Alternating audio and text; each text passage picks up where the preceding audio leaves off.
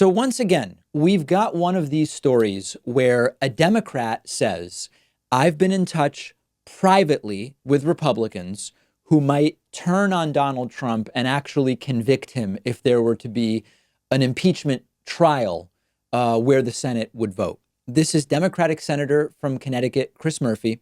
He called it a number of Republicans that he could count on one hand, so presumably not more than 5 Republicans, who he says have told him privately they would consider voting to convict Donald Trump in an impeachment trial and remove him from office. So let's be responsible. Let's evaluate this carefully. I must have gotten a dozen emails about this over the weekend, because remember that there were claims similar to this that ended up not coming true between Donald Trump's election and inauguration. At the time, there were assertions made that there were electors who were going to defect and deny Donald Trump the presidency altogether. Obviously didn't happen.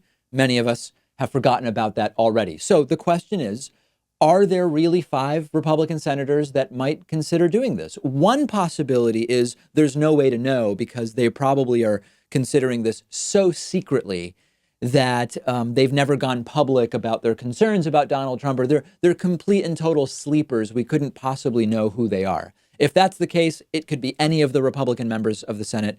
What's the point of even speculating? But let's imagine for a moment that the most likely candidates to defect are people who have shown some public departure from supporting Donald Trump, so that then we can assemble a list of possibilities. And then the list is pretty obvious, at least at the beginning. One is Susan Collins from Maine. On the one hand, Susan Collins has spoken out against Donald Trump in some cases. She's been one of the Senate's biggest Republican critics of Donald Trump. But remember, at the same time, in the end, she often sides with Trump. A great example is with the Brett Kavanaugh nomination, where there were people on the left saying Susan Collins is going to prevent this guy from being confirmed to the Supreme Court.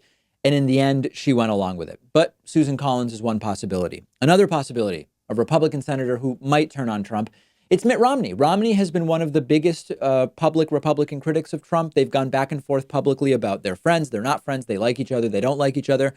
Romney wouldn't be a shock if he voted to convict. But I also think that much like with Susan Collins, even if they don't like Trump, they end up being loyal to the Republican Party. And if the party remains loyal to Trump, they ultimately do as well. Anytime that there's these conversations about more reasonable, independent thinking Republicans, we hear the name of Alaska Senator Lisa Murkowski. That's a possibility. She's been notably not commenting on the impeachment hearing so far, but it's just speculation at this point because her name always seems to end up on these lists. And then beyond that, it's really a lot of guessing. There's Cory Gardner from Colorado, whose name is thrown around.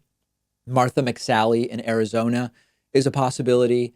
Tom Tillis in North Carolina, maybe David Perdue in Georgia.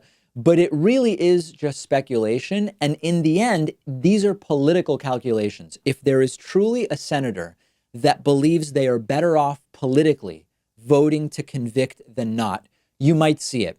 But we should be super careful about this, because this is one of those things where even if you get every Democratic vote in the Senate, which is it's 45, and then you've got Bernie and Angus King, who are independent but tend to caucus with Democrats, that gets you 47. And imagine that you get every one of the Republicans I just mentioned, right? Imagine you get all 7, Collins, Romney, Murkowski, Gardner, McSally, Tillis, and Perdue. That's 54.